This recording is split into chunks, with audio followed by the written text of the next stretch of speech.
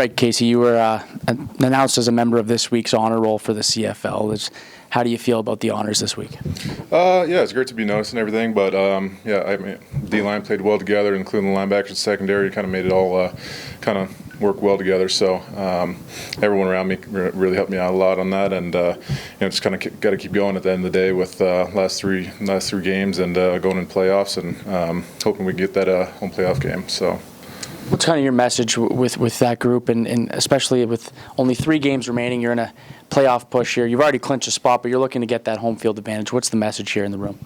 Just keep going. We got a bye week in, I think, 2 weeks or so. So right now, just kind of getting after it physically wise on the field, and staying in the weight room, staying healthy. That's kind of the biggest thing once you get to the stretch of our schedule this type of time of the year. Just staying healthy, and this is where a lot of the nicks and everything kind of started adding up. So just kind of keep grinding, keep your head down, and keep getting after it each week. So those fans in Saskatchewan can get pretty rowdy. It's not the easiest place to play on the road. You've had a lot of experience in your time in Winnipeg playing there, but what's it like playing as the road team in Saskatchewan, especially in a game that means a lot in the terms of the playoff mix? Yeah, it's not as bad as on defense. It's not as loud, obviously. So, being in Winnipeg the last 2 years, I know how loud it gets there when our offense was on the field. So it's a great environment, though. It's one of the best stadiums in the CFL. So I always have a fun time playing there. It's it's one of those cities that there's really not much to do realistically besides that.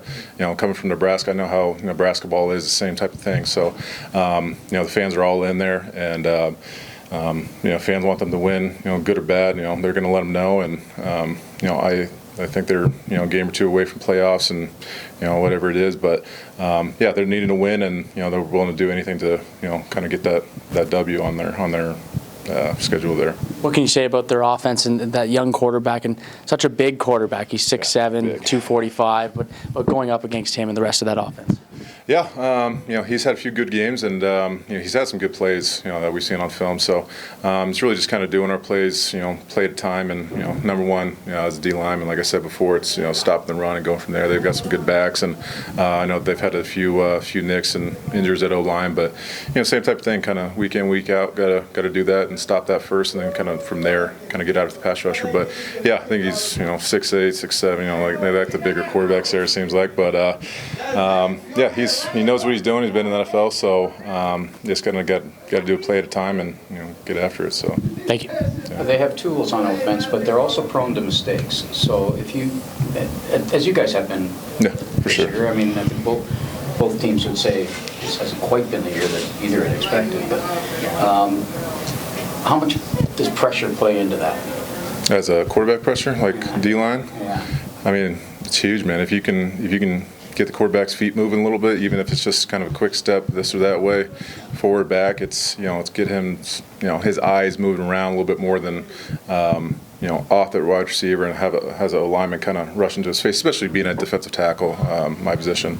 Sometimes those ends, obviously you got a left side, blind side tackle that might not necessarily see, but especially when you get front pressure on some of the quarterbacks, they might take a quick peek and get off their wide receiver route, or whatever you want to call it, but it's big. It's getting that frontal pressure, especially as a defensive tackle, is going to be huge, regardless of quarterback or not. I know he's 6'7", 6'8", like I said, and he can look over those guys a little bit easier than most, but he's still going to feel that a little bit, and just at the end of the day, just got to kind of keep getting after it.